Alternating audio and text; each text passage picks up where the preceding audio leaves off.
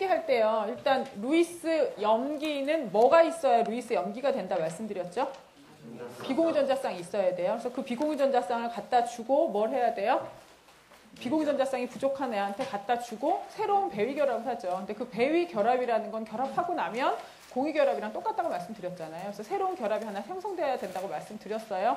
그러면 그 루이스 염기의 세기 또는 루이스 산의 세기를 걔네들의 순서를 잡을 때요. 어떤 두 가지 기준이 있었냐면 첫 번째로 어때요? 원자들의 크기가 거의 비슷하다고 가정합시다. 그럼 걔네들의 뭘 봐야 된다 말씀드렸죠? 걔네들의 뭐요? 전기 음성도요. 그죠? 전기 음성도가 세요. 전기 음성도가 세면 어때요? 내가 전자를 갖고 있는 이 상태가 좋아요? 싫어요? 전자 갖고 있는 상태가 좋아요. 그죠? 전자 갖고 있는 상태가 좋다는 건 남한테 그 전자를 주고 같이 결합할 이유가 있어요? 없어요? 이유가 있어요? 없어요? 없어요. 그럼 결합을 안 하니까 나는 반응성이 좋아요? 나빠요? 반응성이 나쁘다는 건 다른 말로 불안정한 거예요? 안정한 거예요? 안정해요. 그럼 나는 비공유 전자쌍 갖고 있지만 내가 이 전자를 주고 반응을 안 하니까 강염기요? 약염기요? 약염기요. 그래서 어저께 원자의 크기가 거의 비슷한 애는 2주기 원소를 갖고 설명을 했었죠. 그래서 이쪽으로 갈수록 뭐가 더 컸어요? 일로 갈수록 일렉트로네가티비티, 전기 음성도가 더 커요. 이쪽으로 갈수록. 그죠? 그렇다는 건 얘네들의 이런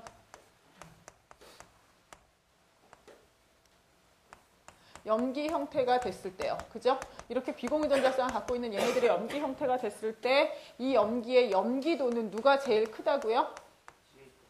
염기도는 누가요? 얘가 제일 컸어요. 반대였죠. 이유가 되는 게 뭐였다고요? 전기 음성도 큰 애는 걔네를 꽉 잡고 있으면 그 자체가 안정하니까 딴 애랑 반응해요? 안 해요? 안 해요. 그래서 얘네들의 짝산, 그죠? 수소가 붙은 짝산의 산성도를 비교하자면 짝산의 산성도는 어떻게 됐다고요? 얘네는 염기도랑 완전히 어때요? 반대되는 상태라 말씀드렸죠. 이건 단, 언제나 앞에 가정이 뭐예요?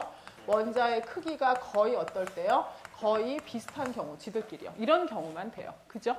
왜냐면 원자의 크기가 아예 달라지면 어떤 형태가 생기냐면 얘네들의 전자가 존재할 수 있는 영역 자체의 넓이가 달라졌죠. 그 대표적인 예가 할로겐을 가지고 만드는 할로겐화 수소산을 가지고 어저께 우리가 얘기를 주로 했는데요. 할로겐화 수소산은 FCl, BrI 이렇게 돼요. 그죠? 할로겐 원소를 보면 그럼 얘네는 전기 음성도는 누가 더 커요? 전기 음성도는 플로르가 제일 크고 이렇게 내려가요. 그죠? 그러니까 전기 음성도 순서대로 하면 얘가 마이너스가 되는 게 제일 안정해야 할 것 같지만 얘네는 원자의 크기가 서로 간에 같은가요? 다른가요?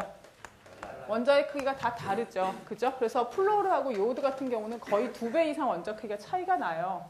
이런 경우는 뭐를 생각해야 되냐면 얘네들이 비공유전자쌍을 갖고 있는 형태도 거의 다 똑같죠. 마이너스가 되면 전체적으로 옆에 4쌍씩의 비공유전자쌍으로 둘러싸이게 되니까 그럼 그 비공유전자쌍들이 좁은 영역에 와글와글한 경우랑 넓은 영역에 비공유전자쌍이 퍼지는 경우를 생각하면 어떤 경우가 전자들끼리 안정성이 더 커진다고요?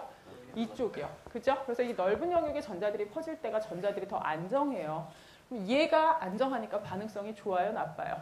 나빠요. 그건 다르게 여러분이 어떻게 해석하셔도 되냐면 얘가 실제적으로 봤을 때 어떤 영역에서 얘가 만약에 수소, 양성자, 프로톤이랑 결합한다 하면 여기 있는 요 부분에서 결합이 일어나야 될 텐데 그 결합이 일어나는 부분이요.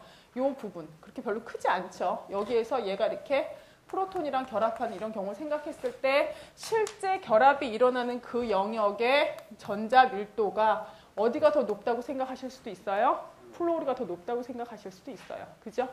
그런 여러 가지를 비교했을 때 얘는 이 자체가 안정이요, 불안정이요? 안정이요. 강염기요, 약염기요? 약염기요. 그죠? 그래서 얘네들의 염기도를 비교를 해보면 얘네가 제일 어떤 염기요? 제일 약한 염기. 그럼 얘네의 산성을 비교해보면 HF랑 HCl이랑 HBr이랑 HI 이렇게 됐을 때 어떻게 됐다고요? 얘네들의 산성도가 이렇게 차이가 나요. 굉장히 크게요.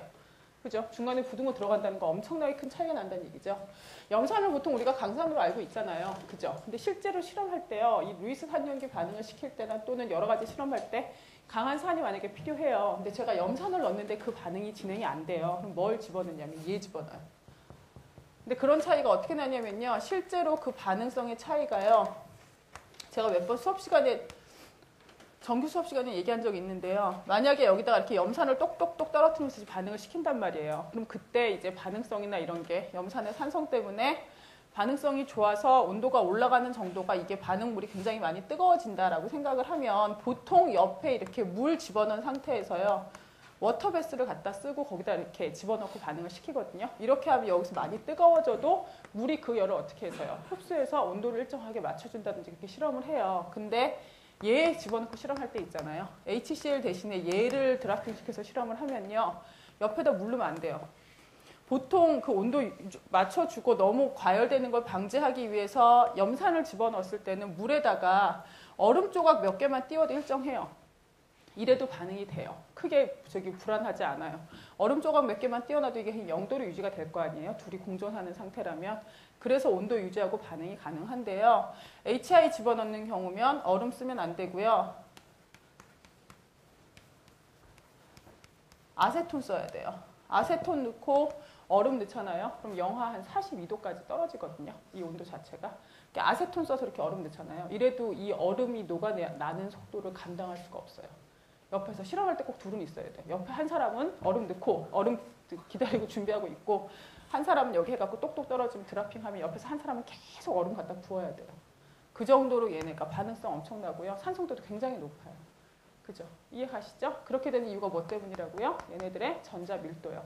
그럼 이거랑 연결해서 쭉 되는 게 무슨 얘기랑 제가 다시 연결을 시켰냐면 탄소화합물로 넘어갔을 때 알코올은 산이에요, 염기예요, 중성이에요? 알코올은 산이에요, 염기예요, 중성이에요? 중성이에요. 그죠? 카르복실산은 산이에요, 염기예요, 중성이에요? 걔는 카르복실산이잖아요. 그렇게 되는 이유가 뭐라고요? 앞에가 어떤 형태이든 상관없이 예를 들어 에탄올하고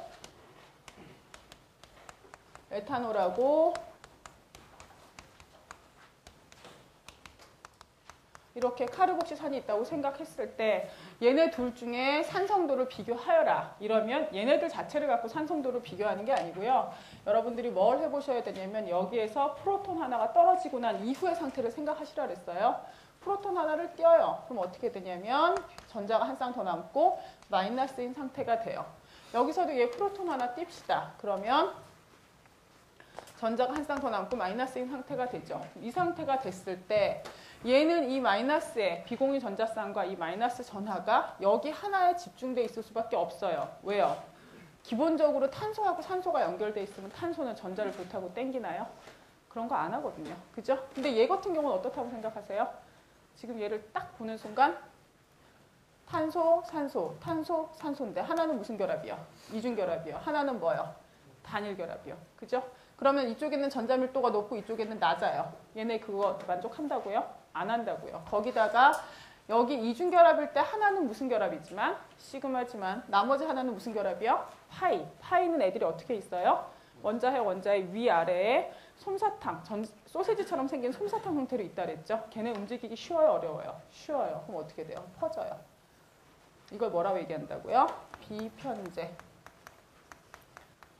파이는 파인데 비편제 파이. 그러면 왼쪽 케이스랑 오른쪽 케이스를 봤을 때 실제로 전자가 존재하는 영역이 작아졌어요? 커졌어요? 오른쪽으로 오면서.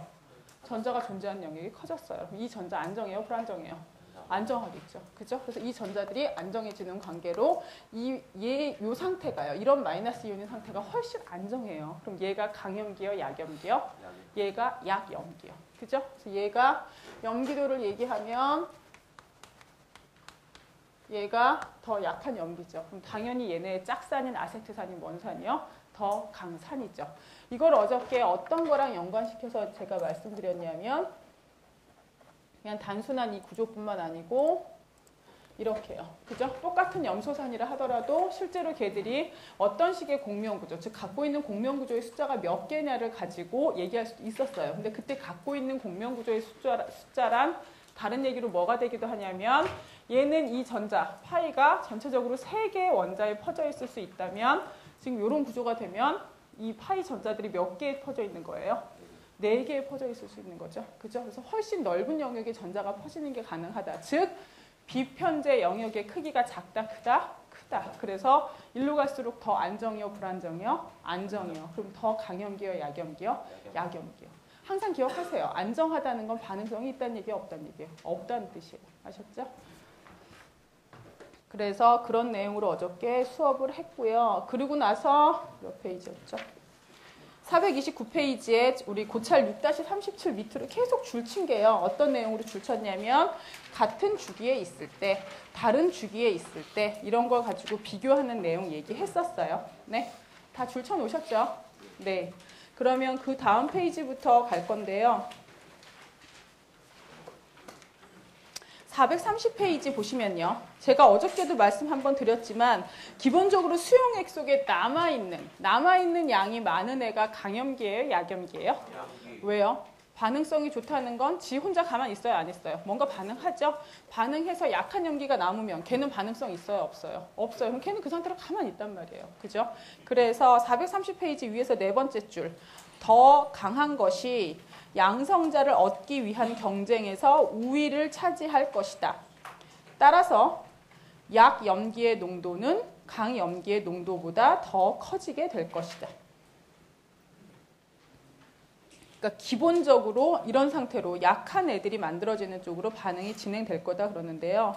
예제 6-39 이제 제가 설명할 텐데요. 이거 설명은 한 2번 할 거고요. 2번 하고 나서도 이해 못 하시는 분들은 수업 끝나고요. 어차피 오늘 우리 가서 시험지 확인하실 거죠. 그죠? 시험지 확인하실 때 그때 저한테 또 물어보셔야 돼요. 이거는 진짜 너무 많이 잘 이해를 못 하셔서요. 문제가 뭐냐면 첫 번째, 같은 부피의 0.1 몰농도. 얘네 두 개 농도가 같거든요. 둘 다 0.1 몰농도인데 염산하고요. 시아나소듐 두 개를 섞어요. 그러면 혼합물에서 어떤 종이 더 우세하겠는가? 혼합물은 산성이냐 염기성이냐. 그럼 여기서 이제 제가 만약에 이걸 가지고 아니면 이런 거랑 비슷하게 여러분들이 나중에라도 문제를 푸실 일이 있다면 얘네 두 개 섞었을 때 남아있는 물질이 주로 뭐냐? 그렇게 물어보고요. 또는 그거보다 더 중요한 건 이 혼합물이 산성이냐 염기성이냐. 얘네 액성을 찾아내라는 얘기가 엄청나게 많이 나올 거예요. 그럼 대체 이제 이걸 어떻게 찾아야 되느냐. 보세요. 염산이면 HCl이죠. 그래서 걔가 물하고 만나서 H3O+랑 Cl-가 됐어요. 여기까지는 뭐 괜찮아요. 시아나소듐은요. Na+랑 뭐요? CN-돼요. 얘네가 만나요. 그럼 어떻게 되냐면 항상 A 플러스 B 마이너스. 그래서 이게 A, B라는 반응 물질이 하나 있고요. C, D라는 반응 물질이 있을 때 얘가 C 플러스 D 마이너스로 쪼개진단 말이에요. 그럼 얘네들을 반응시키면 어떻게 될까요? 얘네들이 할 수 있는 반응이라는 게 뭐밖에 없어요? 이런 애들을 반응시키면 A, B하고 C, D를 섞었단 말이에요. 그러면 A, D하고 누가 만나고요? A랑 D 만나고 B랑 C가 만나. 이렇게 짝 바꾸는 반응밖에는 할 게 없거든요, 얘네가. 그럼 여기서 이제 A, D가 생겨나고 B, C가 생긴다 이건데 그때 생기는 A, D의 역할을 하는 애가 지금 누구예요? HCN이에요. 그죠? 예, HCN이 나와요. 그 다음에 뭐 나와요? H2O가 나와요. 왜냐하면 H3O+에서 어차피 H+만 반응을 하는 거니까요. 그래서 HCN이랑 그 다음에 물이 나왔어요. 그리고 이 중요한 시기에 굉장히 중요한데 지금. 그리고 이제 누구 나와요? Na+하고 Cl-가 나와요. 그럼 이때 혼합물에서 어떤 종이 제일 많겠느냐? 혼합물에 많이 있는 종은 누구겠어요? 혼합물에 많이 남아있는 이온, 그럼 누구겠어요? Na+랑 Cl-요. 왜요? 얘네는 이산화가 굉장히 안정하죠. 물을 완전히 다 날려버리지 않는 이상 지네 두 개 결합하는 일은 있어요? 없어요? 없어요. 그래서 얘네 두 개가 이 파란색으로 돼 있는 애들이 굉장히 많이 남아있을 거예요. 그러면 이게 문제죠. HCN하고 H2O예요. 얘가 남았단 말이에요. 그죠?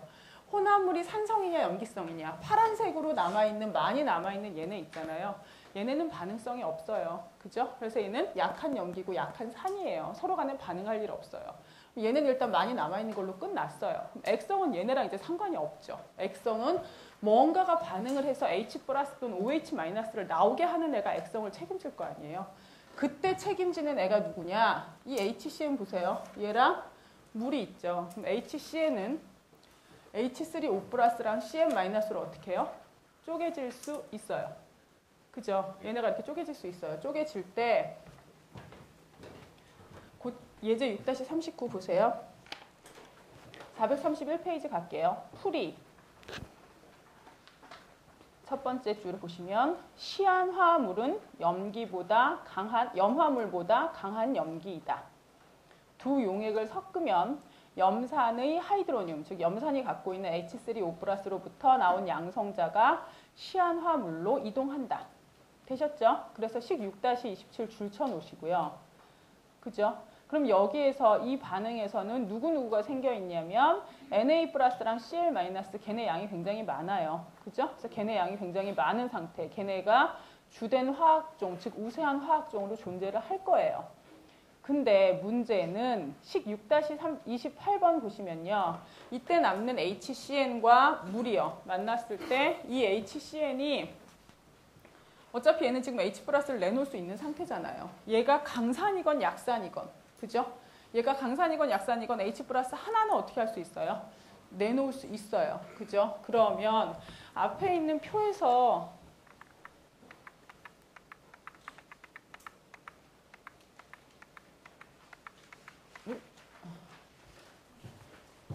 H3O+의 위치를 한번 볼까요? 어디 있어요? 여기 있죠. 그죠? HCN 어디 있어요? 여기 있죠. 그럼 누가 더 강해요? 누가 더 강해요? HCN하고 H3O+하고 누가 더 강해요? H3O+가 더 강하죠. 그죠? 그러면 좀 전에 지금 우리 봤을 때 이 문제에서요. 액성을 구하라는데 여러분들이 이 생각을 잘 하셔야 된다고요. 처음에 만났을 때 파란색으로 보이는 Na+Cl-가 가장 우세한 화학종이고 나머지 남는 HCn과 H2O가 있어요. 얘는 이온화되는 반응을 통해서 H3O+랑 Cn-로 갈 수 있어요. 이때 여러분들이 지금 표를 찾아보시니까 HCn과 H3O+가 누가 더 강한 산이에요? H3O+가. 그럼 분명 이 반응은 평형에 도달했을 때 정반응이 우세해서 평형이요? 역반응이 우세한 평형이요? 역반응이 우세한 평형이요. 그러나 처음에 얘네들을 섞었을 때 이 상태에서는 지금 H나 OH 있어요? 없어요? 없어요. 근데 약한 산인 HCn이 하나, 두 개라도 쪼개는 져서 H3O+를 만들기는 해요, 안 해요? 만들기는 해요. 그죠? 따라서 용액의 액성은 뭘 띄어요? 산성을 띄어요. 왜요? H3O+가 생기긴 하니까. 많이 생겼어요? 아니죠. 그래서 액성은 무슨 산성이요? 약한 산성이요. 이렇게 얘기할 수 있어요. 네. 그래서 얘네들의 지금 액성을 비교할 때 풀이 거기에서 식 6-28 줄 쳐놓으시고 그 밑에 Cn-가 물보다 강한 염기이기 때문에 양성자에 대한 경쟁에서 우위를 차지할 것이다. 용액에서 반응물인 HCn과 H2O는 혼합물에서 우세하게 존재할 것이고 반응하지 않는 Cl-Na+를 포함하고 있을 것이다. 반응 6-28은 H3O+와 Cn-가 조금 생성될 때까지 진행된다. 따라서 용액은 다소 뭘 띈다고요? 산성을 띠게 된다. 문제를 다시 한번 풀어보죠. 용액의 액성이 산성이다, 염기성이다 여러분 정확하게 아셔야 돼요. 이렇게 볼게요. 염산, 시아나소듐,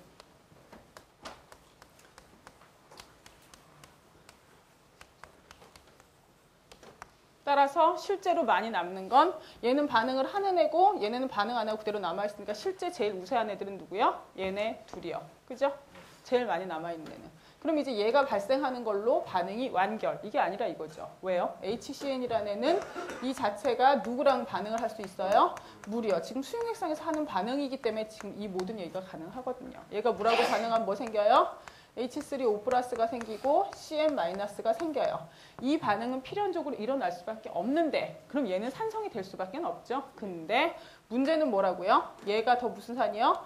강산이요. 그렇기 때문에 정반응은 많이 일어나요? 안 일어나요? 안 일어나요. 쬐끔밖에 안 일어나니까 얘가 생기긴 하지만 쬐끔밖에 안 생긴다. 그래서 액성은 이 수용액의 액성은 뭐라고 얘기해요? 약한 산성 이렇게 얘기할 수 있다. 이해 가시죠? 그러니까 제가 어떤 걸 섞어놔도요. 네? 어떤 시약들을 섞어서 걔네들을 가지고 걔네들이 산이 될 것이냐 염기가 될 것이냐 이렇게 만약에 물어봤을 때 아까 주어진 그 표가 있던 아니면 그 표가 없는 경우라면 여러분들이 얘네들의 산성도를 어떻게 해요? 짐작할 수 있는 문제를 제가 내겠죠. 어떻게 해요? 아까 뭘로 보셨어요? 전기 음성도로 판단하시던 아니면 뭘로 판단하시던 원자의 크기 또는 전자가 존재할 영역으로 판단하시던 산염기의 세기 예측하실 수 있었죠. 그럼 그렇게 예측이 가능한 산염기들을 놓고 걔네 섞었을 때 액성이 뭐가 될 거냐 이렇게 물어본다면 푸실 수 있어야죠. 이해 가시죠? 네. 네, 그래서 예제 6-39가 끝났고요. 그 다음에 그 다음 페이지에 나오는 432페이지는요. 하나만 얘기할 거예요. 제일 밑에서 4줄 위로 올라가면 르 샤틀리에 원리라는 거 있어요. 이 르 샤틀리에 원리는 제가 앞에서 한번 했어요. 지금 이거 가지고 얘기할 수도 있는데요. 이런 반응식이 지금 완결돼서 평형에 도달했어요. 평형에 도달했단 무슨 뜻이라고요? 정반응과 역반응의 속도가 어때서요? 정반응, 역반응 속도가 같아서 외부에 있는 내가 보기엔 반응이 되는 걸로 보여요? 안 되는 걸로 보여요?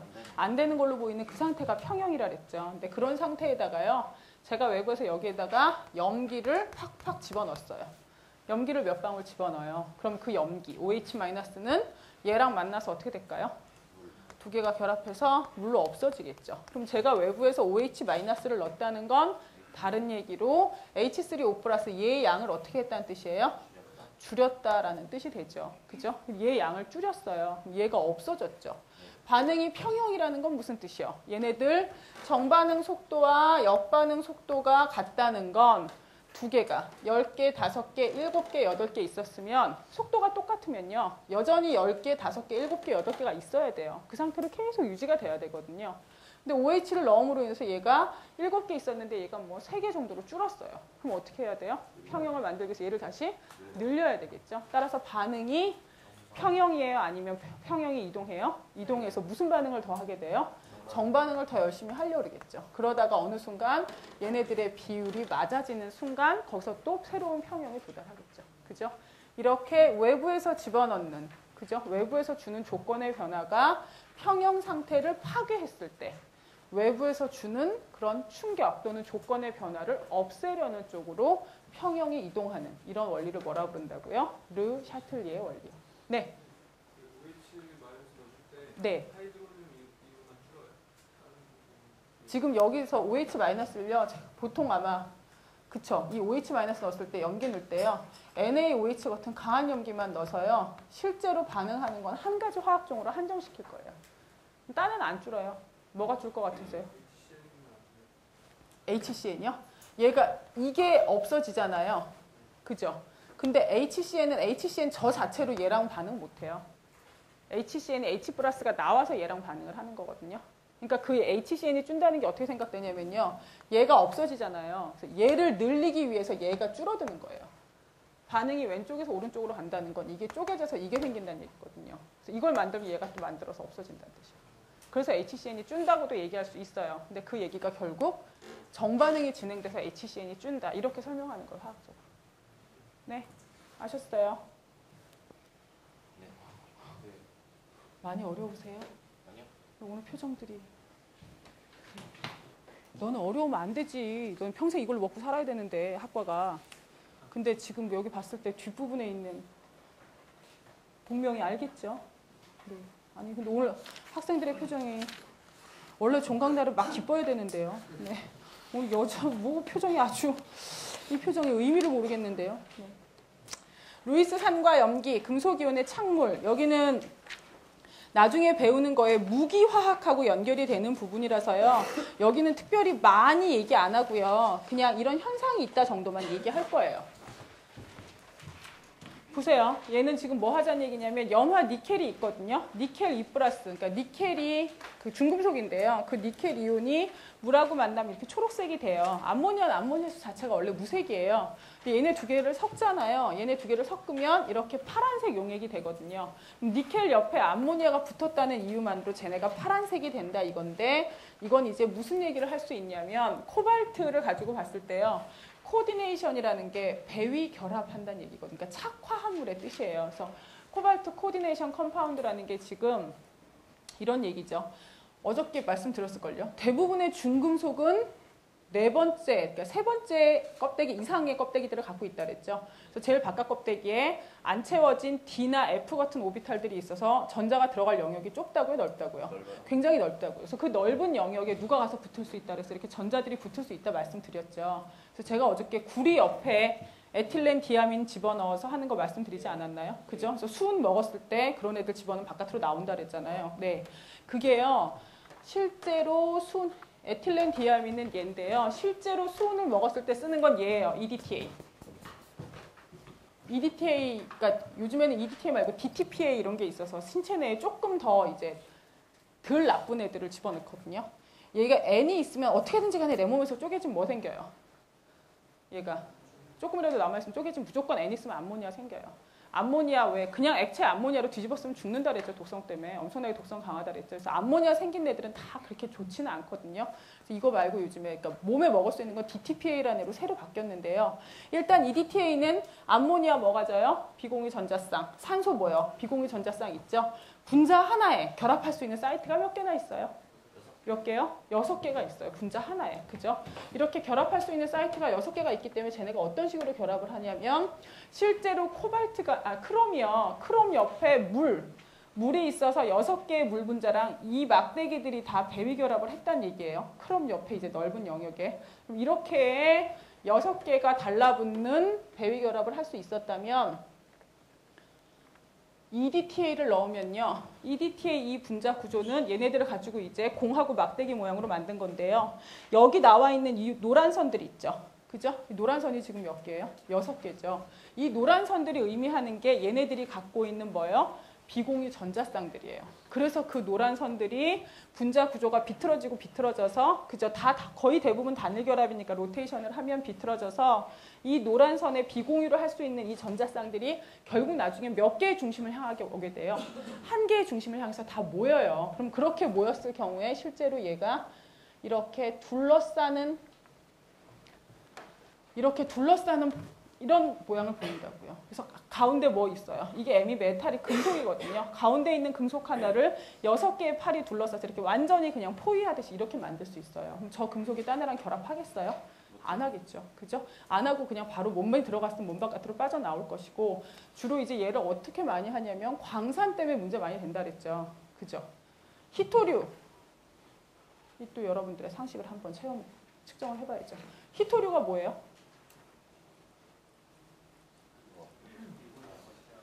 어렴풋하게 알고 계시지 말고요. 그거 뭐예요? 네. 히토류.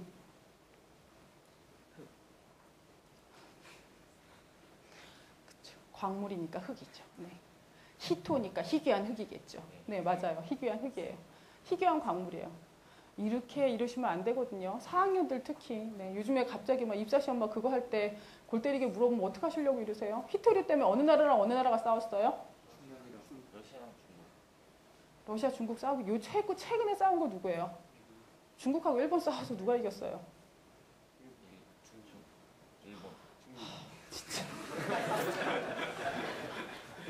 제가 처음에 말씀드렸죠? 이공계생들. 네? 제가 챕터 1 하면서 그 물 가지고 그 그래프 나올 때요. 밀도 그래프 이거 하지 않았어요? 이거하고 이거 해석하고 안 하고가 여러분 인생을 가른다고? 예? 지금 이것도 근데 이거 뭐 해석을 하려면 건더지가 있어야 해석을 하죠. 뭐 제반 지식이 있어야 해석을 하지 않겠어요?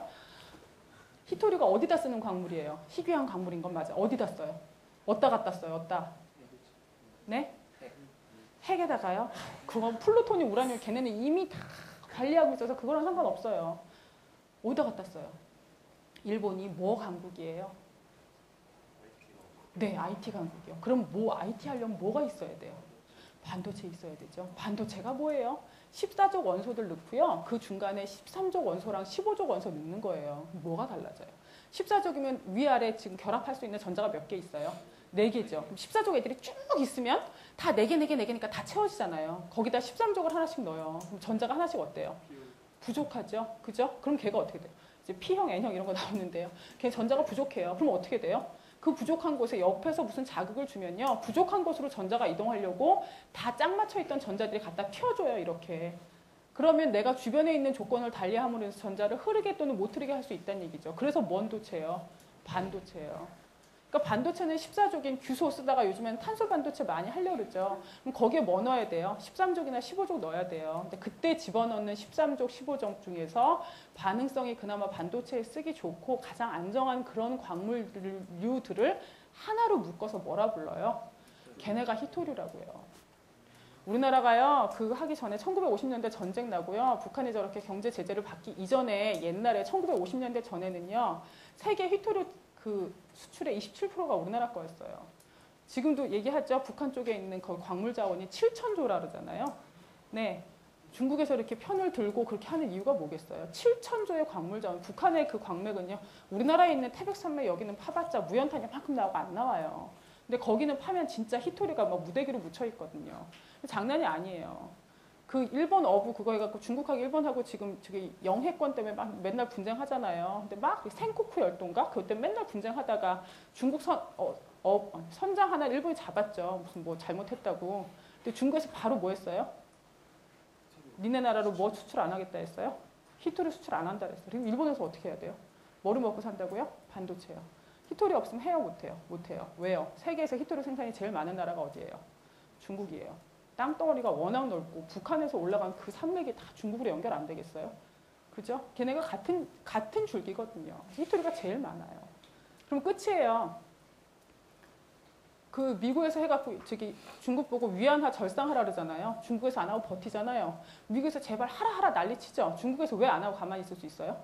중국에서 뭐라 그랬어요? 모든 히토류 그거 할 때 수출할 때 관세를 올리고 아니면 히토류 수출량을 줄이겠다. 세계적으로 다 깨갱이에요. 할 말이 없어요. 제일 깨갱은 어디 중에 하나예요? 일본도 깨갱했죠. 그럼 우리나라도 어떻게 해야 돼요? 깨갱해야죠. 왜요? 실제로 우리나라 지금 경제 중에서 삼성전자가 차지하는 비중이 얼마예요? 말도 못하거든요. 그게 히토류예요. 그죠? 그러면 그런 히토류 또는 코발트, 니켈, 크롬 이런 애들 있잖아요. 실제 산업 현장에 필요해서 캐긴 해요. 크롬 6가, 크롬 3가. 제가 수은 갖고 그 얘기 안 했죠. 수은 물 6,000톤 있잖아요. 그럼 그걸 사람이 먹고 사람한테 이상이 있을 정도로 오염시키려면 수은 얼마 필요하게 해요? 0.05ml요. 0.05ml 뭐라고요? 그냥 방울 한 방울이요. 그거 한 방울이면요. 물 6,000톤이 오염돼요. 그래서 먹고 사람들이 잘못돼요. 그럼 걔네들의 독성이 어느 정도인지 아시겠죠? 그죠? 근데 필요는 하단 말이에요. 그래서 캤어요. 광산을. 캐고 났는데 뭐 여러 가지 채산성이 안 맞아서 닫았어요. 우리나라에 지금 그런 광산 몇 개예요? 개수 얘기하면 여러분들 쓰러져요, 뒤로. 엄청나게 많아요. 비 오죠. 비 오면 빗물은 높은 데서 낮은 데로 가지 않나요? 그럼 광산으로 내려가죠. 그럼 걔 지하수 타고 어떻게 돼? 바깥으로 나와요, 안 나와요? 나오겠죠. 그죠? 그럼 그렇게 해서 나왔을 때 나오는 그런 애들을 뭐라고 불러요? 걔네를 애시드 레이니지 이렇게 얘기해요. 뭐요? 내려와서 광산에 있는 금속이랑 또는 거기 안에 들어있는 애들 다 갖고 이렇게 나오잖아요. 그죠? 그래갖고 광산에 있는 금속 캐려면 뭐 해야 돼요? 금속은 산이에요, 염기예요? 염기예요. 그럼 걔네 캐내려면 뭐로 녹이는 게 제일 좋아요? 산으로 녹이는 게 제일 좋아요. 모든 광산 옆엔 그래서 산성으로 가득 차 있어요. 흙 자체가. 그럼 빗물 떨어지면 산하고 염기죠. 물에 잘 녹아요, 안 녹아요? 잘 녹죠. 쭉쭉 빠져나오죠. 그럼 거기서 나오는 광산에서 나오는 물 있잖아요. 그 물 그거 하면 그 주변에 가끔 한 번씩 왜 중금속으로 오염됐다 물고기 죽는다 그러죠? 100% 그것 때문이에요. 중금속이요. 뭐 어떻게 해야 돼? 우리 또 중금속은 뭐 때문에 심각해요? 우리나라의 중금속은 그것 때문이 아니에요. 앞으로 점점 더 심각해지는 거. 네, 중국에서 날라오는 황사요. 산성비를 중화할 정도죠. 보면은 산성비 걱정 안 하셔도 돼요. 황사비 한번 딱 내리면 산성은 끝이에요. 염기성 비가 내리죠. 차체 위에 그 녹아내려요. 진짜 염기성 비요. 사람들이 맞았을 때 산성비보다 염기성 비가 더 나쁜 것 같아요. 그렇게 온단 말이에요. 걔네 할 수 있는 방법이 뭐예요? 이게 요즘에는 최선이에요. 어떻게 해요? 침전으로 가라앉히는 것도 한계 있어요. 얘네들을 집어넣으면 뭐 해요? 이렇게 배위 결합해갖고 딱 붙죠. 그럼 걔네가 딴 애들이랑 결합하게 해요? 못하게 해요? 못하게 해요. 그죠? 등치가 커요? 작아요? 커요. 안정하게 물에 녹아있을 수 있으나 얘랑 결합하면 다른 화합물만 집어넣으면 얘네 다시 어떻게 할 수 있어요? 얘네 선택적으로 또 그가 우리나라 제일 잘하는 게 뭐게요? 고분자 만드는 거 세계에서 제일 잘해요. 그럼 어떻게 돼요? 그 고분자 막이요? 어떤 것도 있냐고요? 그냥 이렇게 숨쉬는 이 공간에 갖다 놓으면요. 여기에서 이쪽으로 넘어올 때 산소만 다 선택적으로 투과하고 뭐하고 이런 막 다 만들었거든요. 그러면 얘네 뭐해요? EDTA 이 계열만 들어오면 얘네만 통과시켜주고 나머지는 안 통과시키는 막 아이고 그런 거 쉽게 만들어요. 그죠? 그러면 그런 거 했을 때 광산에서 나오는 물 EDTA를 한번 잡은 다음에 한번 통과시키면 중금속 있게요, 없게요? 없죠. 그죠? 다 할 수 있어요, 그런 식으로. 그래서 여러분들이 지금 배우시는 거예요, 일반 화학에서. 나중에 무기화학이 되면 이거랑 연관해서 배우시겠지만 지금 여러분들이 배우는 건, 제가 이런 얘기를 자꾸 하는 이유는 기본적으로 상식으로 갖고 있어야 된다 그랬죠? 네. 그거 하지 마시고요. 이런 거 해서 잘 따라가셔야죠. 오늘도 보니까 카이스트에서 학생 한 명 또 네, 생을 달리했더라고요. 해마다 그런 일이 꼭 있는 것 같아요. 잘하는 학교일수록. 그죠? 그냥 실제 생활에서 이런 게 있구나 자꾸 응용하세요. 여러분들이 알고 계신 내용을요. 네, 그다음에 영어 공부는 앞으로도 필수인 건 아시잖아요. 코발트 옆에요. 몇 군데서 이렇게 붙는다고요? 6군데요. 근데 제가 어저께 그린 구리는 몇 군데서 붙은 걸로 그렸어요, 제가? 4군데에서 붙은 걸로만 그렸죠. 그거는 각각 그 금속 이온들의 특징이에요. 왜냐하면 구리하고 코발트하고 전자 배치가 같을까요? 같진 않겠죠. 걔네 원자 번호가 같아요? 달라요? 달라요. 그래서 어떤 애들은 4개로 붙게 하고요, 옆에. 어떤 애들은 6개로 둘러싸고자 하고, 은 같은 애는 딸랑 2개만 옆에 붙여요. 이런 식으로 그건 각각 중심 금속 이온의 특징이에요. 얘네 보세요. 코발트에 염소가 몇 개 있어요? 3개. 그 다음에 이거 뭐라 그랬어요? 이렇게 돼 있어서 물 붙으면 결정수고, 이렇게 돼 있어서 암모니아 붙으면 암모니아가 이 결정 안에 들어있다는 얘기거든요. 얘랑 차이는 뭐예요? 암모니아 개수가 몇 개 줄었어요? 하나 줄었을 뿐인데 얘는 무슨 색이요? 노란색. 얘는 무슨 색이요? 보라색이요. 완전히 색깔이 다르잖아요, 지금. 그죠? 얘네가 이제 어떤 결합을 할 것이냐. 저거 보셨을 때요. 여러분들이 이런 상식 정도는 있으셨으면 좋겠어요. 코발트가 뭐라는 건 알아요? 금속이라는 건 알아요. CL은 무슨 상태로 있을까요? 염화 이온으로 보통 딴 애들이랑 결합을 해요. 그죠? Cl2라는 분자 아니면 Cl- 이온 상태로만 딴 애랑 결합해요. 그럼 네, 코발트는요. 얘는 뭐니까요? 금속이죠. 그러니까 금속 이온으로 존재할 텐데 코발트하고 이 암모니아는 지금 이온이에요? 분자예요? 분자죠. 그럼 이 암모니아는 얘네들하고 봤을 때 얘랑은 결합할 건덕지가 있어요? 없어요? 없어요. 얘는 뭐예요? 이온이고 얘는 분자인데요. 그죠? 그럼 얘가 가서 붙을 수 있는 건 오로지 뭐밖에 없어요? 코발트 이온에 무슨 결합하는 거예요? 배위 결합하는 것밖에 없어요. 그죠? 코발트는 몇 군데서 할 수 있다고요? 배위 결합? 6군데. 암모니아가 몇 개나 있어요? 6개. 그러면 코발트 하나 가운데 놓고 암모니아가 몇 개 다 붙었다는 얘기예요? 암모니아가 6군데서 이렇게 다 붙었다는 뜻이에요. 얘네가 다 암모니아라는 뜻이에요. 그러면 염화 이온은 뭐 해야 되겠어요? 이렇게 암모니아들로 둘러싼 코발트. 그럼요. 코발트는 금속이고 금속 이온이라 그랬죠. 그죠?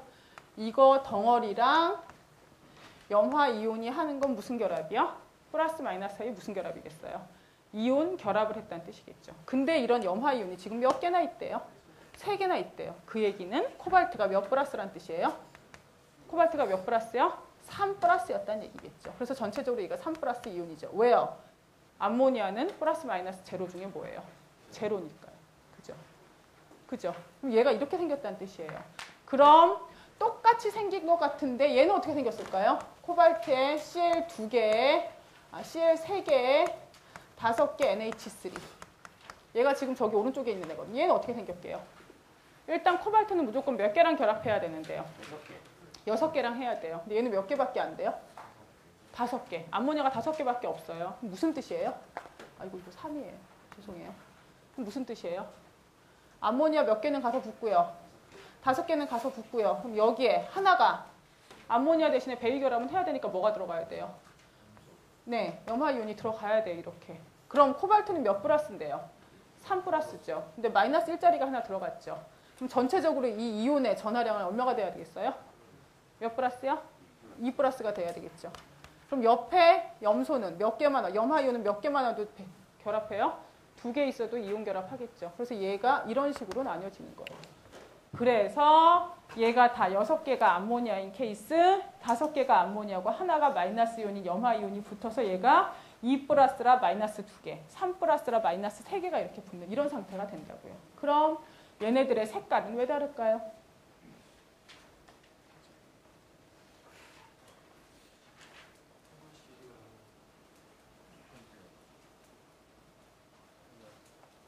외부에서요, 내가 뭔가 이렇게 에너지를 딱 줘요. 빛의 파장을 줄 때, 외부에서 에너지를 줄 때요, 여기에 있는 결합들 중에 어떤 결합을 건드리는 게 가장 편할까요? 그러니까 어떤 결합이 가장 에너지를 잘 흡수하고 방출할 수 있을까요? 가장 센 결합일까요? 가장 약한 결합일까요? 가장 약한 결합이 에너지 흡수하고 방출하기가 제일 쉽거든요. 여기 보시면 제일 약한 결합이 누구겠어요? 암모니아를 이루고 있는 N과 H 사이의 결합이에요? 아니면 얘랑 얘 사이의 배위 결합이겠어요? 배위 결합이 제일 얘가 약하거든요. 그래서 여기에 있는 이 전자들이 들떴다, 내려왔다, 들떴다, 내려왔다 이러면서 빛을 방출을 해요. 그럼 코발트 옆에 붙어있는 이 전자들 있잖아요. 얘네는 그 전자가 100% 어디에서 왔어요? 암모니아의 비공유 전자쌍이죠. 근데 얘네는 그 전자가 암모니아 비공유 전자쌍 몇 개랑요? 5개랑. 누구 거요? 염화이온이 비공유 전자쌍 몇 개요? 1개요. 따라서 얘네 2개의 그 비공유 전자쌍이 처음에 온 위치가 같아요? 달라요? 다르잖아요. 그죠? 그러니까 얘는 암모니아에서 온 애들이 6개가 다 있으니까 암모니아의 비공유 전자쌍 움직이듯이 움직여요. 네. 근데 얘네는 나머지 애들은 5개는 그렇게 움직일지 몰라도 하나는 염화이온이 땡기는 그 힘에 있는 비공유 전자쌍이 그 상태로 움직인단 말이에요. 에너지 상태가 왔다 갔다 하는 게. 그래서 얘랑 흡수 또는 방출할 수 있는 전자기파의 에너지가 같아요? 달라요? 달라요. 그래서 그게 어떤 식으로 나타나요? 우리 눈에는 다른 색깔로 나타나요. 그래서 모든 차기온들은 거의 대부분 색깔이 있어요. 434페이지요. 5번째 줄, 금속이온 창물. 금속이온 창물을 뭐라 부르냐면 그 밑에 금속이온 창물은 그 밑에 줄이요. 금속이온 창물은 양이온과 다양한 중성 분자 및 이온으로 만들어진다. 그 밑에 줄이요. 중심 금속 이온에 결합되는 분자나 이온을 뭐라 불러요? 리간드 이렇게 불러요. 그림 밑에 첫 번째 줄이요. 리간드는 모든 중심 금속 이온과 공유할 수 있도록 비결합 전자쌍을 가지고 있는 원자를 하나 이상 포함하고 있다. 따라서 리간드는 모두 루이스 염기이고 중심 금속 이온은 루이스 산이다. 이해 가시죠? 네. 그 다음에 435페이지 다음 페이지로 가세요. 첫 번째 줄이요. 착 이온의 두드러진 성질은 색이다. 얘네가 왜 이렇게 색깔을 띠냐면요. 그죠? 전이금속 이온, 그 옆에 써있죠. 트랜지션 메탈, 그죠? 전이금속 이온으로 이루어진 대부분의 창물은 색을 띈다. 이유가 그 밑에 줄이요. 원자과 전자들이 그 밑에 줄이요. d 오비탈 부껍질에 들어가기 때문에 전이 원소라고 한다.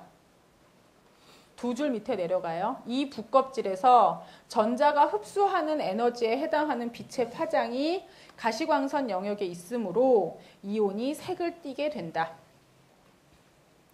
리간드 전자와의 상호작용은 부껍질 전자의 에너지와 흡수되는 빛의 파장에 영향을 미친다.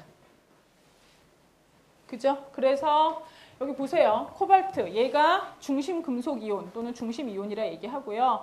얘 옆에 이렇게 지금 얘처럼 암모니아 5개 붙고 염화이온 하나 붙으면 그렇게 붙는 비공유 전자쌍을 갖다 주고 붙는 애들을 뭐라 불러요? 리간드라고 부르고 지금 총 리간드의 개수가 6개가 된다는 얘기죠. 바깥에 있는 얘네들은 지금 요 이온이랑 이온 결합하는 애니까 그냥 그렇게 생각하시면 되고요. 근데 이때 여기에서 실제로 외부에서 주는 빛의 파장에 대해서 반응하는 건 배위 결합하는 누구요? 이 전자들이 반응하기 때문에 그것 때문에 뭐가 나타난다고요? 색이 나타난다 이렇게 얘기한다고.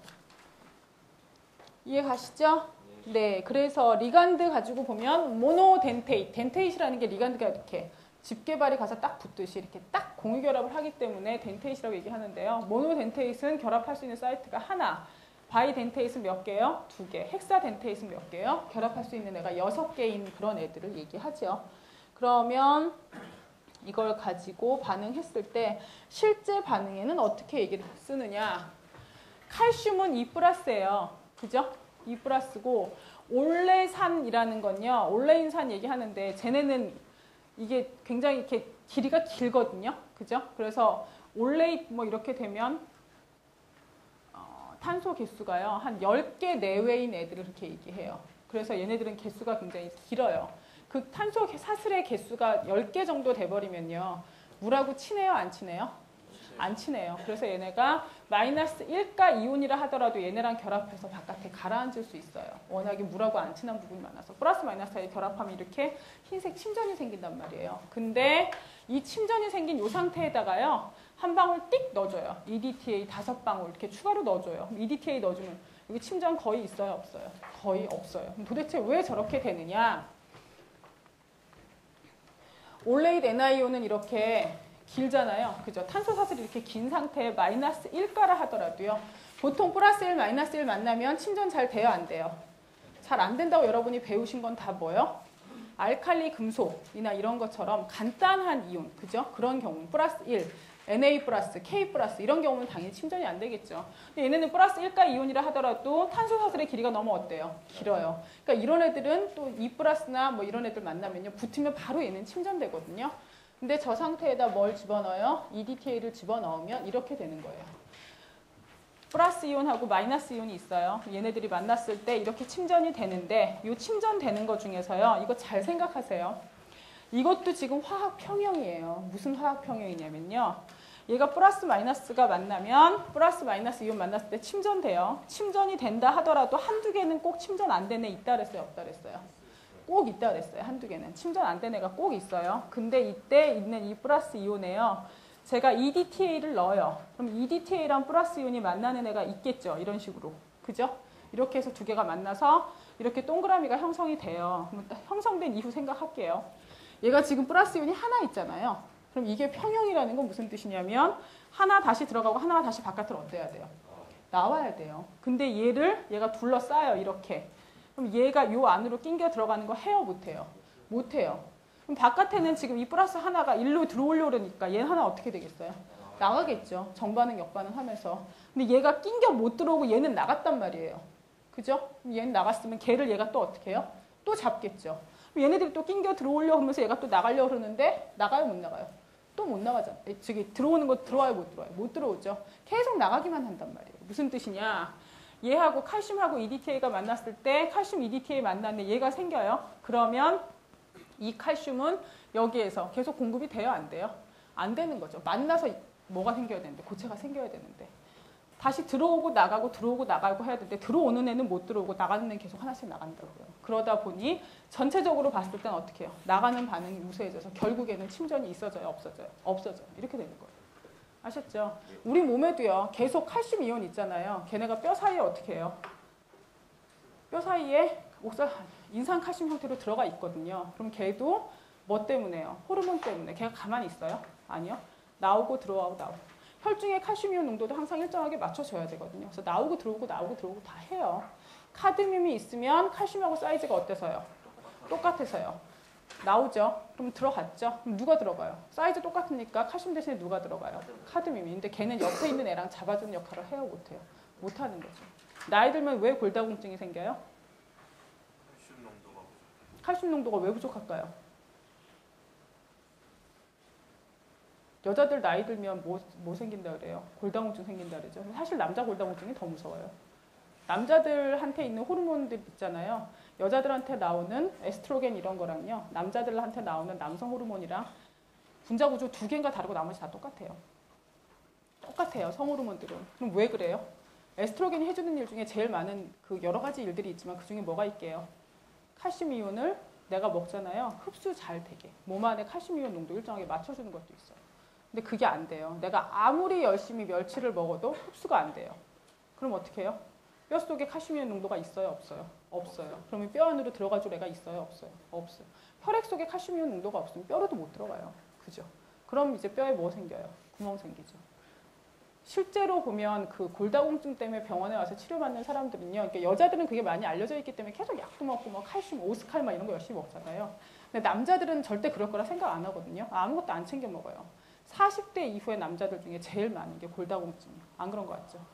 남자들 이렇게 그거 하는데 회사 가려고 집에서 딱 구두 신는데 이렇게 탁 디뎠는데 그리고 병원 가면 똑 부러져 있대요. 진짜 그 선이요. 정말. 남자들 골다공증 굉장히 심해요.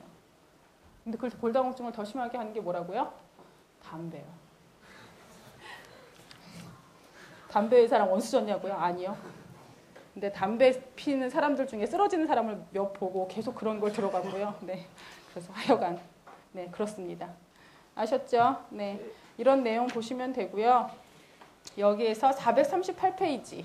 지금 이 부분은 438페이지만 보시면 돼요.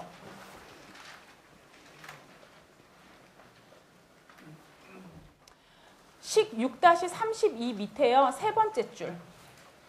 반응 6-32에서 칼슘 이온이 반응해서 칼슘 EDTA를 형성하면 용액 중에 칼슘 이온은 소모되어 반응 6-4에 이용될 수 없게 된다. 그죠? 그래서 그 밑에 줄 반응 6-4는 가역적으로 일어나므로 옥살산 칼슘 일부가 용해되어 소모된 칼슘 이온을 보충하게 되기 때문에 반응 6-32는 정반응 쪽으로, 반응 6-4는 역반응 쪽으로 침전이 모두 용해될 때까지 반응은 계속된다. 이해가시죠? 이런 이유 때문에 계속 된다는 거 알고 계시면 되고, 그 다음에 여기에서 기하 이성질체를 앞에서 뭐에서 배우셨어요? 이중결합을 기준으로 같은 쪽에 다른 쪽에. 근데 그게 차기온에도 영향이 있거든요. 백금이에요. 그죠? 백금 있는데 백금에 누구 두 개 붙어 있고요. 누구 두 개요? 암모니아 두 개. 그 다음에 염화이온 두 개 붙어 있는 이렇게 생긴 애가요. 이때도 시스트랜스는 어떻게 생각하시면 되냐면 중심금속 이온을 기준으로 한 쌍이라도 정반대에 붙어 있으면 무조건 트랜스예요. 근데 얘네는 얘를 기준으로 정반대에 붙어 있는 애 있어요? 없어요? 없죠. 얘는 한 쌍 이렇게 정반대에 이렇게 붙어 있잖아요. 얘 같은 경우는요.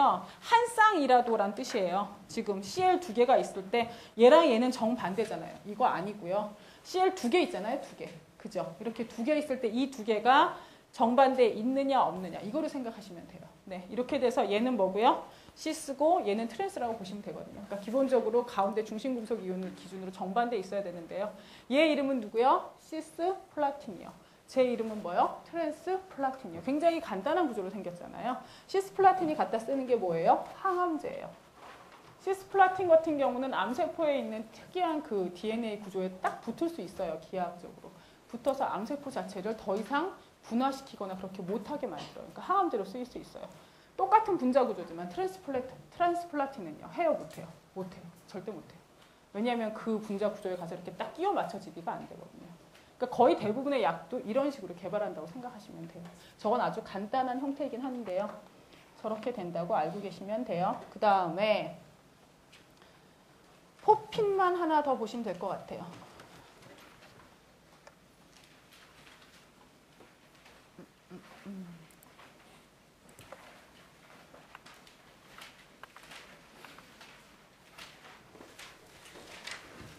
포핀이라 그래서요.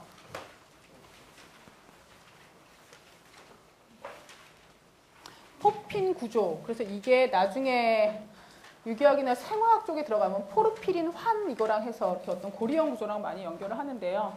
이 포핀 구조는 지금 어떻게 생겼냐면요. NH 있고 N 이렇게 이중하고 단일 있는 N이 있고 또 NH 있고 이렇게 되게 생겼잖아요. 그죠? 여기에서요. 이 질소 비공유 있어요? 없어요? 비공유 전자쌍 있겠죠. 얘도 비공유 전자쌍 있고 얘도 있고 얘도 있어요. 그래서 얘네가 철 같은 애가 가운데 들어간다 생각하면 얘네들이 갖고 있는 4개의 비공유 전자쌍이랑 결합을 해서 뭐 해요? 그죠? 결합해갖고 이렇게 하나의 안정한 차기온을 만들 수 있어요. 얘가 누구예요? 헤모글로빈에 있는 헤메 구조예요. 똑같은 요 포핀 이 고리 형태에다가 이 질소가 갖고 있는 비공유 전자쌍이 마그네슘이랑 붙었다. 그럼 걔는 뭐예요? 클로로필이에요. 그죠? 엽록체 속에 들어있죠. 얘네 두 개가 이제 이런 구조를 가지고 있단 말이에요. 햄이 있고 클로로필 있고요. 네. 그럼 이제 여기에 있는 얘네들을 가지고 생각했을 때요.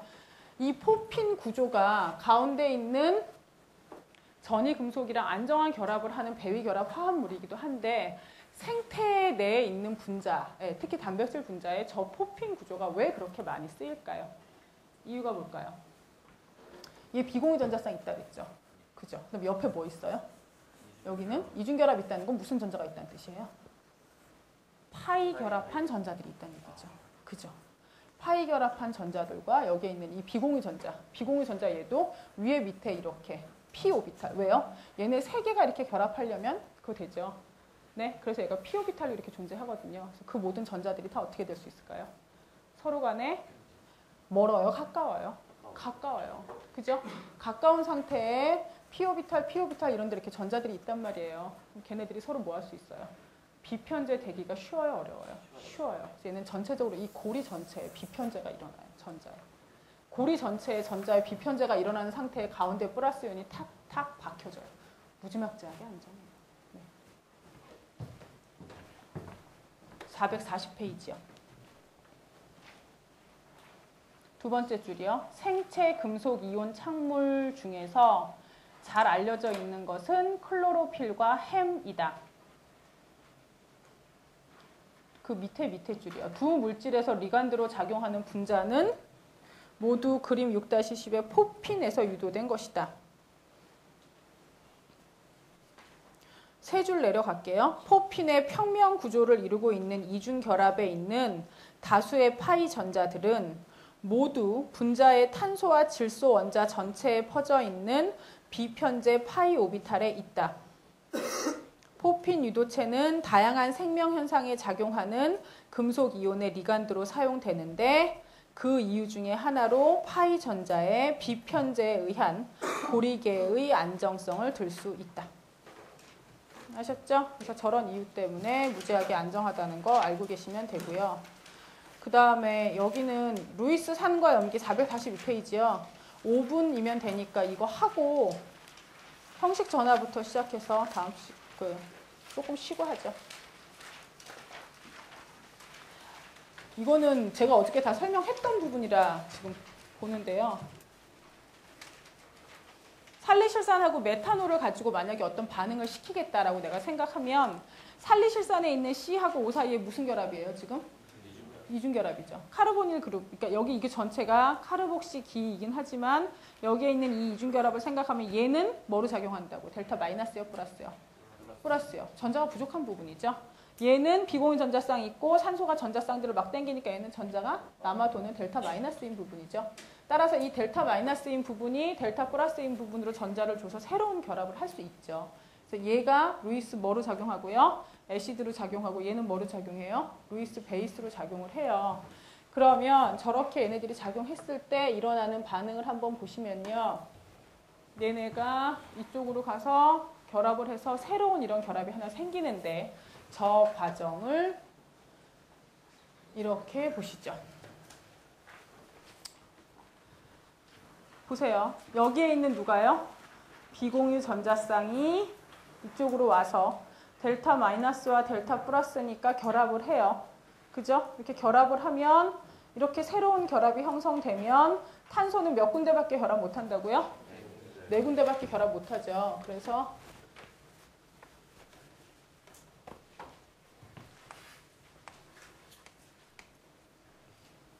얘는 지금 살리실산 말고 아세트산으로 우리도 간단하게 아세트산으로 가죠.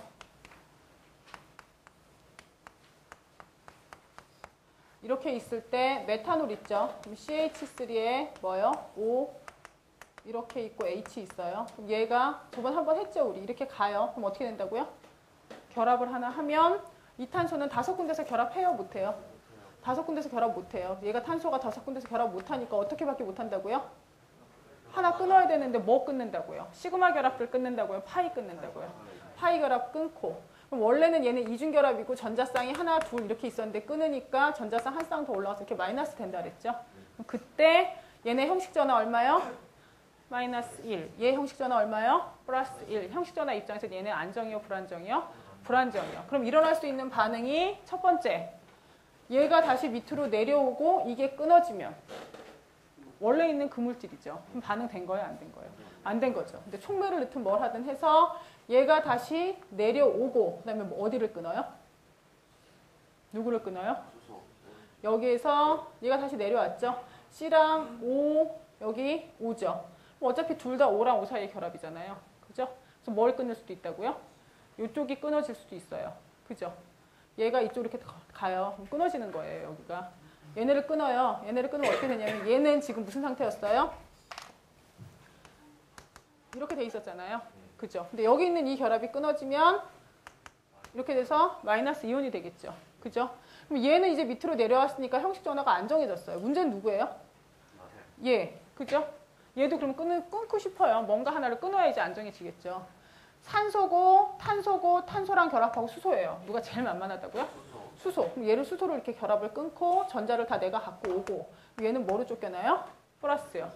플러스와 마이너스가 옆에 있으니까 얘네 만나서 뭐 되면 끝나요? 물 되면 끝나겠죠. 그래서 그거를 지금 보이는 게 이거예요. 이해 가시죠?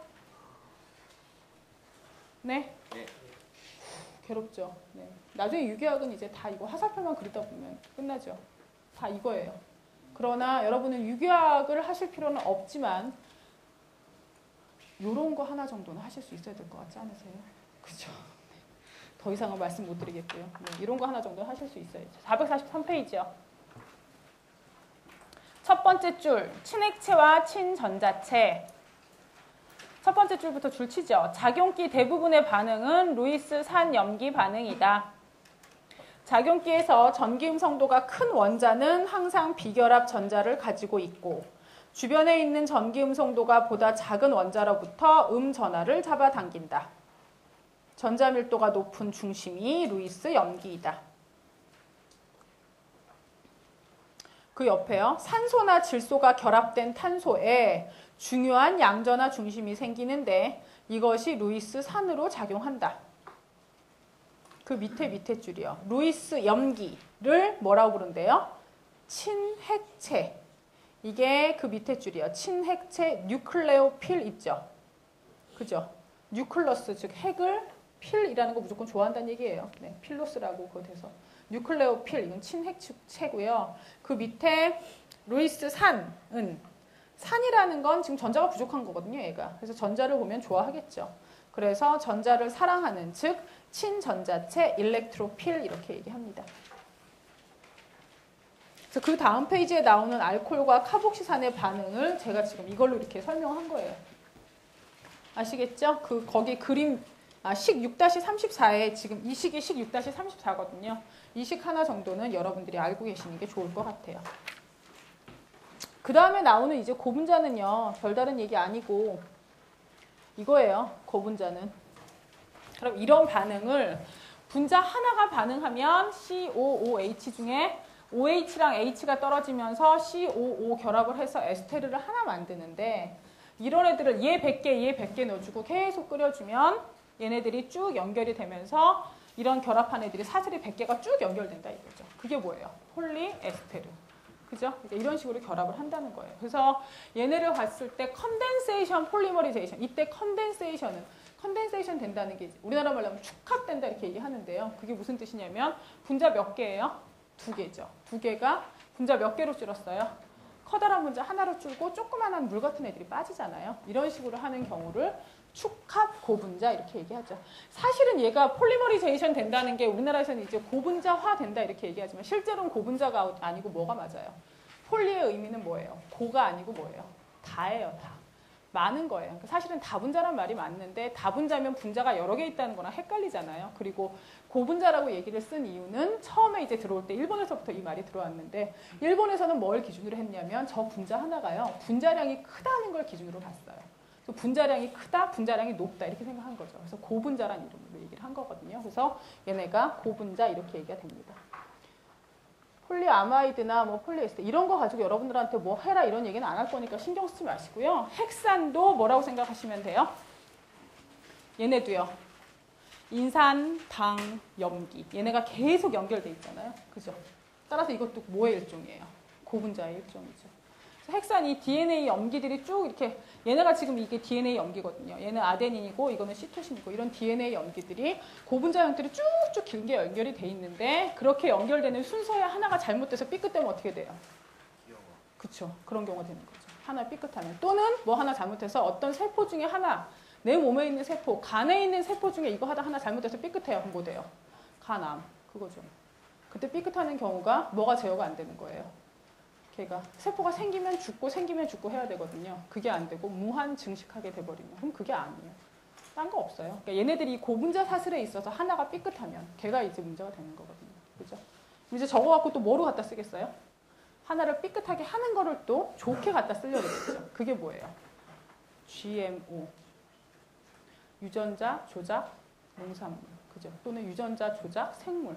뭐 하는 거예요? 어떻게 하게 해요? 유전자 조작 옥수수. 그럼 어떻게 하는 거게요? 똑같은 옥수수 종자를요. 10개씩 갖다 놔요. 옥수수 걔네를 말려서고요. 10개씩 갖다 놓고요. 방사선을요. 엑스레이를요. 10, 20, 30, 40, 50, 60째예요. 그다음에 이제 걔네를 키워요. 여기는 10째네, 20째네, 30째네, 40째네. 근데 방사선 엑스레이를 40 정도 세기로 쬐 애가요. 옥수수를 키웠더니 옥수수 알도 엄청 크고요. 한 나무에 옥수수가 딴 애들은 10개씩 맺히는데 걔는 막 30개가 맺혀요. 그러면 이거다 이거죠. 어떤 진이 변형됐는지 그게 중요한 게 아니고 얘가 생산량이 어때요? 최고다 이거죠. 이제 그 다음부터는 모든 옥수수를 다 수확하면 얼마씩 쬐요? 40씩이요. 그래서 걔네를 키워요. 그럼 생산량이 증식되겠죠. 그죠? 그래서 유전자 조작 농산물, 콩하고 옥수수를 현재 제일 많이 해요. 그래갖고 이렇게 보통 보면 두부 같은 데도 보면 우리 회사는 유전자 조작 농산물을 사용하지 않습니다. 이렇게 써 있거든요. 그럼 그걸 먹으면 몸에 좋을까요? 나쁠까요? 몰라요. 아직은. 내 몸 안에 들어와서 어떤 변이를 일으킨다는 형식의 지금 연구가 진행이 될 수가 없어요. 왜요? 사람 몸에 들어와서 어떤 영향이 있으려면 최소 한 세대, 어린애가 커서 성체가 돼서 완벽한 그런 몸의 오르가니즘 만들기까지요. 30년 보거든요. 30년 동안 몇만 명 이상을 가지고 다 그걸 해야 되는데 유전자 조작 농산물이 아직 나온 지가 그렇게 오래 안 됐어요. 계속 그것만 먹는 것도 아니에요. 하루에 몇 그램 이상 섭취해야 된다는 가이드라인도 없어요. 그죠? 그러니까 아직은 몰라요. 근데 이제 생각해보면 인간 광우병 이런 거 있으니까 분명히 내 몸에 들어왔을 때 뭔가 변이를 일으키지 않을까 짐작만 해요. 그래서 올지도 모르는 위험에 대비하자 해서 먹지 말자 이렇게 돼요. 그죠? 근데 여러분도 지금 어떤 사이인가 먹고 있을지 몰라요. 패스트푸드점에서 나오는 무슨 콘샐러드 걔가 프롬 어딘지 알 게 뭐예요? 모르죠. 프롬 가격 싼 데일 거 아니에요. 그잖아요. 비싼 가격은 아닐 거 아니에요. 그거 아무도 모르고 여러분도 먹고 계실지도 몰라요. 단 제가 부탁하고 싶은 건 혹시나 나중에 가정을 이뤄서 애들을 낳거나 그랬을 때 애기들한테 신경 쓰시라고요. 걔네는 아직 그 DNA가 제대로 분화가 안 된 애들이니까. 태어난 이후에 뇌성마비나 기형이 된 애들도 많아요. 그러니까 그거 신경 쓰시라고. 아셨죠? 이래서 그래요. 걔네들이 고분자에서. 30분부터 다시 가죠.